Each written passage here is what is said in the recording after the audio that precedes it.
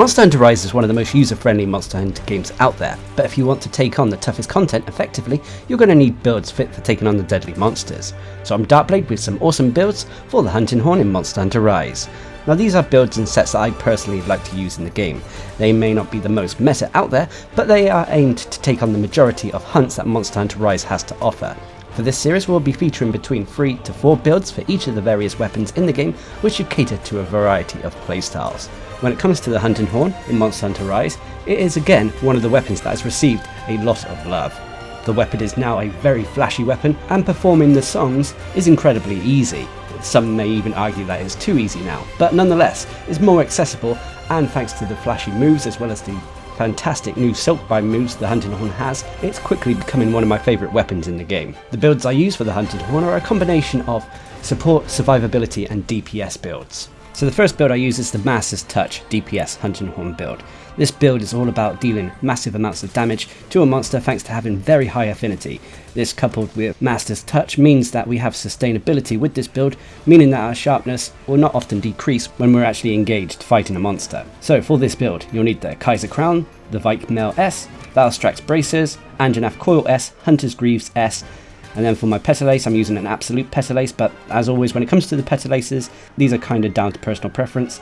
And for my Talisman, again Talismans are down to RNG unfortunately, but I'm using a Talisman that has Wirebug Whisperer level 2, Hornmeister level 1, and then 2 tier 2 decoration slots attached to it. As this only has Wirebug Whisperer and Hornmaestro, you can easily swap out this Talisman if you don't have what is shown here. If you don't have what is shown here, or you have something better. And for my Hunting Horn I'm using Cry in the Night, which is the Naga Kuga Hunting Horn. This has the stamina recovery up, attack up, and affinity up melodies attached to it.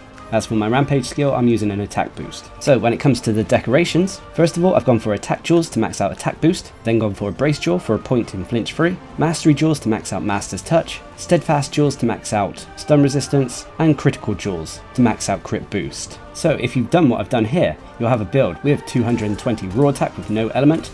You have white sharpness with 55% base affinity, which can easily be 100% when we take into account certain elements such as weakness exploit, as well as the affinity boost song we get with this Hunting Horn. You also have an OK defense of 447, that is strong against fire, neutral against dragon, but unfortunately weak to the other elements. When it comes to the switch skills, with the Hunting Horn these are kinda down to personal preference. As this is a more DPS focused build, I'm focusing more on offensive switch skills than support ones. So when it comes to the skills, first of all, you have Attack Boost at level 7. Attack Boost is a skill that increases the raw attack of the build, and at level 4 or above, you'll get a percentage bonus increase to your attack as well. You have Critical Eye at level 3, increasing the base affinity of this build. You have Crit Boost at level 3. Crit Boost is a skill that grants us increased damage when our attacks crit a monster. And as we should easily have that 100% affinity with this build, Crit Boost should be active on all our hits. However, Crit Boost only applies to a raw portion of an attack, not the elemental or ailment portion. Anyway, you have Master's Touch at level 3. Master's Touch is a skill that prevents sharpness loss when we crit a monster. Master's Touch at level 3 grants us an 80% chance that this will occur. You have Stun Resistance at level 3, negating all stun effects on this build. You have Weakness Exploit at level 2. Weakness Exploit is a skill that gives us increased affinity so long as we're attacking monster weak points. Weakness Exploit at level 2 gives us a 30% chance of this occurring. Now I haven't maxed this out because the Hunting Horn we're using actually gives us 25% base affinity already thanks to the melodies and songs it can perform, so taking Weakness Exploit at level 3 is a little bit overkill. To be honest, when it comes to affinity, when we're attacking monster weak points we actually have over 100%, so there could be potential room for improvement with this build if you wanted to experiment. Anyway, you also have Flinch Free at level 2. Flinch Free is a skill that prevents minor knockbacks from monsters and especially our allies. You have Wirebug Whisperer at level 2, which is a result of the charm we're using. Wirebug Whisperer improves our handling when using wirebugs. At level 2, it extends the durations that we can keep additional wirebugs by 30%, and on top of that, it also increases the wire 4 recovery rate as well. Next up you have Hornmeister at level 1, which is kind of an essential skill for the Hunting Horn. To be honest, it is a skill built for the Hunting Horn. Hornmeister is a skill that allows our melodies and songs to remain active for longer periods, but it can be argued that you don't need it as much in Monster Hunter Rise, simply because the way you play the Hunting Horn now means that you're refreshing the songs quite a lot. But in Monster Hunter Rise, Hornmeister also has a secondary effect that it increases shockwave damage, but we're not using a horn that has a shockwave song, so it's kind of wasted. And then finally you'll have Dragonheart at level 1, which is a byproduct of the armor we're wearing. Dragonheart at level 1 is a skill that kicks in whenever our health is 50% or lower. When this happens, we'll contract Dragon Blight. But this will also provide us 30 elemental resistances to all the elements in the game. So it's a little defensive boost, nothing special though. So there we have it, that is the Master's Touch build I'd recommend for the Hunting Horn. As you can see, it is pretty much a straightforward high affinity build, making use of affinity based skills and some attack skills. There isn't much in the way of quality of life or defensive skills, it does have a few, but nonetheless this build is all about dealing damage to a monster and trying to bring it down as effectively and efficiently as possible. But every build out there has pros and cons. The three biggest pros for this build include the build's damage output. As I mentioned, thanks to having high affinity combined with the attack related skills, we're able to dish out a lot of damage to a monster. On top of that, this build also has minimal sharpness issues. So long as you're going for monster weak points and you have your songs active, rarely will you see sharpness loss when you're attacking a monster, meaning that you can maintain that white sharpness and thus your overall DPS for longer periods. And then finally for the pros is the song selection that Cry in the Night has. Attack Up, Affinity Up are two of the most useful offensive melodies the Hunting Horn can have, and Stamina Recovery Up on top of that is just the icing on the cake. But of course there are cons. One of the biggest cons for this build is that it has no defensive skills, unfortunately. Yes, it does have a few quality of life skills like stun resistance, but there's nothing to aid in your survivability, unfortunately. And the other con is, unfortunately, this is a decoration heavy build, meaning that you'll need quite a few decorations for this build to work properly. But if you're at endgame and you're farming your decorations and you want a Hunting Horn build that can take on monsters, this is one I'd recommend. This is probably my favourite Hunting Horn build currently, as I love how the Hunting Horn has become more offensive with Monster Hunter Rise thanks to the new moves and Silkbind attacks. Which brings us on to the next Hunting Horn build, which is the Support Hunting Horn build. This build is all about supporting a team during a hunt, providing defensive options, healing options and crowd control options that will support a hunting party whilst out in the field. So for this build, you'll need the Skull Visage S, the Vike Mail S, Anjanath Vambraces S, Anjanath Coil S, and Tigris Greaves S. I'm also using an Absolute Petalace again, and for my talisman, I have a talisman that has Wide Range level 3 on it, Geologist level 2 on it, which is a byproduct, we don't really need this at all, and then 2 tier 2 decoration slots. As for my weapon, there are many options you can use here. For this build I'm using the Sinister Shadestrum, but if you wanted to use a different weapon, just make sure it has Sonic Barrier. The Sinister Shadestrum is the Magnum Marlow Hunting Horn, which has Sonic Barrier, attack and defense up, and then health regeneration. As for the Rampage skill, I've simply gone for an attack boost. So when it comes to the jewels, there's a right mixed bag here. First of all, I've gone for a critical jewel to give us 1 point in crit boost.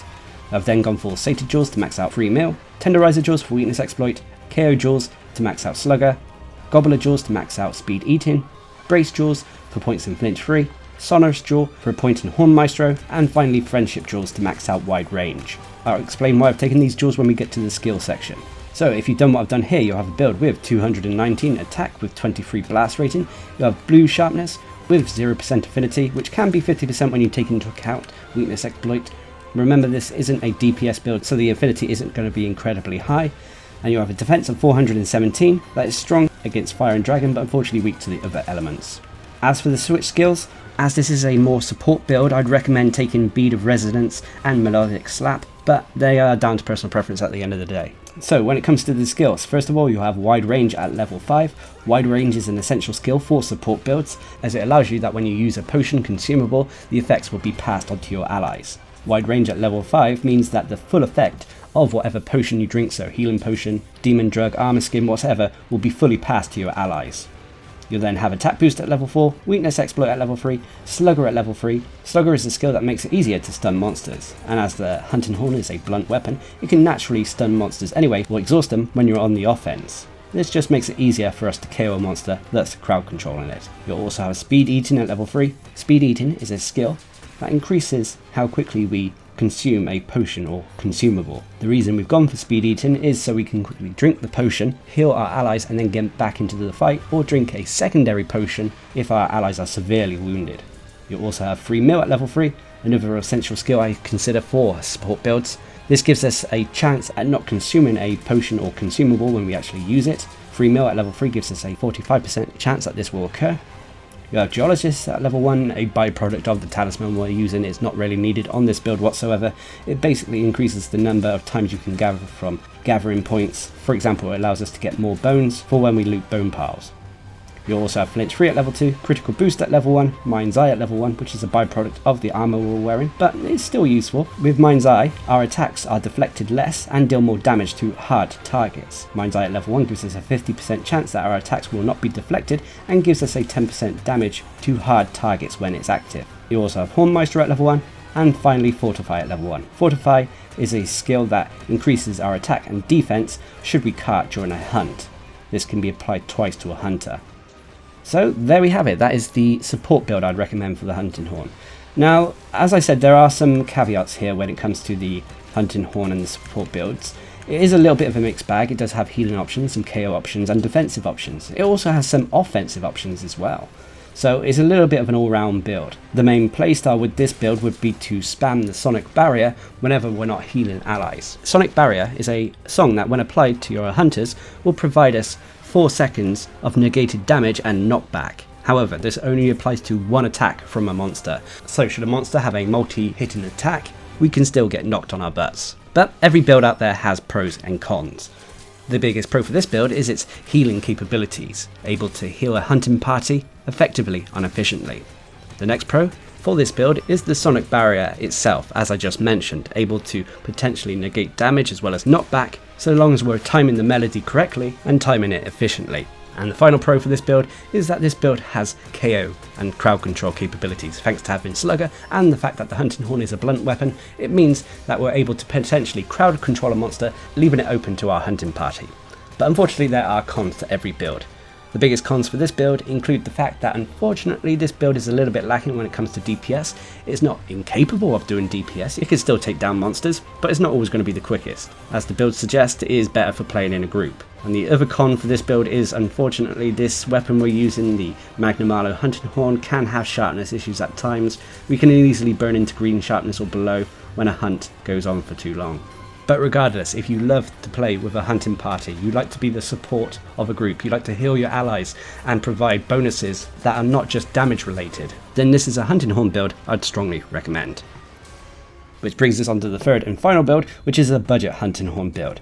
Now when it comes to budget builds in this series, these are builds that are created from one set of armor. They're not mixed sets, they're simply one set of armor that you can craft that isn't an endgame armor set, but should provide you skills that benefit your weapon of choice and get you through the story of Monster Hunter Rise. With the Hunting Horn's budget build, we're going to be getting the Kuruyaku armor set. Now this is probably the lowest armor set that I've used so far in a budget build video, but the Kuruyaku set greatly benefits the Hunting Horn, meaning that you can even take on endgame monsters with this so long as you're being careful when it comes to your defense. So for this build you'll need the entire Kuruyaku set, which includes the Kuruyaku Helm S, Mail S, Braces S, Coil S and Greaves S. I'm also using an Absolute Petalace again, but this is down to personal preference. And when it comes to the talisman, I've gone for a talisman that has crit boost at level 1, a tier 3 decoration slot and then 2 tier 1 decoration slots. As for my weapon, I'm using Crying the Night again, which is the Nagakuga Hunting Horn that has an attack increase augmentation on it. As for the songs, remember this has stamina recovery up, attack up and infinity up melodies attached to it. So when it comes to the decorations, you've got a few, not many. Remember this is a budget build and it's not going to be focused too much on decorations, but if you have the choice, I've gone for Fortitude decorations for the Fortify skill, Brace decorations for points in the flinch free, Grinder jewels to max out speed sharpening, Critical jewels if you can get them. They are very endgame jewels so you may not be able to for this build, but nonetheless they are something to aim for. This will allow us to max out crit boost, a Mighty Jewel to max out maximum might, and finally you have a jewel to play around with, to which I've gone for a Steadfast Jewels to max out stun resistance, and then finally you'll have a jewel to play around with, so I've gone for a Sated Jewel as we'll be going through the game, and 3 mil should help when it comes to our item supply. So if you've done what I've done here, you'll have a build with 193 attack. This attack will be higher when our melodies are in effect. With no element, you'll have white sharpness with 50% base affinity. This can be easily 100% as well when you take into account both maximum might and the affinity up melody that the Hunting Horn we're using has. And you have an OK defense of 411 that is strong against every element except for water. As for the skills, first of all, you have critical boost at level 3. Now, if you are using this as a budget build to go through the story, critical boost will only be level 1 here, but it will still increase our overall damage. You have maximum might at level 3. Maximum might is a skill that, when active, will grant us increased affinity, but this is all tied to our stamina. So when our stamina is full after a certain amount of time, maximum might will kick in, giving us increased affinity. With that in mind, as maximum might is part of this build, Remember that you don't have to roll and sprint everywhere. Simply walking and jogging whilst you're fighting a monster will mean that you're able to keep maximum might going for longer periods. Mind you, if you do use some stamina up, maximum might quickly kicks in again once the stamina bar is full up again. You also have Slugger at level 3, Stamina Thief at level 3. Stamina Thief is a byproduct of the armor we're using. This basically increases certain attacks' ability to exhaust monsters, and blunt weapons have a natural effect of exhausting monsters when you're hitting anything other than their heads. This works nicely in unison with the hunting horn. You have stun resistance at level 3, speed sharpening at level 3, which greatly increases how quickly we can sharpen a weapon. In a way, this is a nice little alternative to if you can't get Master's Touch or Razor Sharp in a build. You have critical eye at level 2, Horn Maestro at level 1, free meal at level 1, fortify at level 1, and then finally you'll also have flinch free at level 1. So there you have it. That is the budget build I'd recommend for the Hunting Horn. Obviously it is a little bit of a low tier armor, but nonetheless it definitely complements the Hunting Horn thanks to it having a lot of skills that the Hunting Horn can make use of. But even this will have pros and cons. The biggest pros for this build is its affinity. Thanks to the Nagakuga Hunting Horn, Maximum Might, and the songs we have, we're easily able to get 100% affinity when we're on a hunt so long as we're managing our stamina. On top of that, this build also has white sharpness.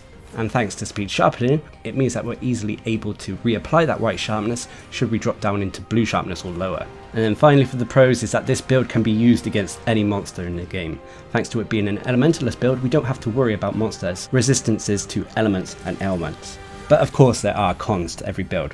One of the biggest cons to this build, which isn't too much of a con because it's kind of countered slightly with the melodies we have available to us, which is unfortunately this build has slightly lower raw attack. And the other con for this build is crit boost can sometimes be hard to get. Whether you're going for the jewels or you have a charm that has multiple levels of crit boost on, it's not a skill that everyone will have available to them right away. It is advisable to get at least 1 point in crit boost so you get that extra 30% damage on your critical attacks. So it is unfortunately a con for this build. But like I said, if you're looking for a build to help you get through the game and you want to main and use the Hunting Horn, this is one I'd strongly recommend for a budget build. It was fun, it's fast, it can even do Apex monsters perfectly fine. So there we have it. Those are some of the builds I like to use for the Hunting Horn. Now these builds are aimed to be general builds, able to take on pretty much most tasks in Monster Hunter Rise. They also may be slightly different from other builds found in the community, and can of course differ depending on what talismans you have available to you. But regardless, these are builds that I personally like to use in the game, and I hope they help you out in your hunts. So until next time, I've been Darcblade, bringing you some awesome builds for the Hunting Horn in Monster Hunter Rise. Hope you enjoyed the video, thanks for watching, subscribe and like for more.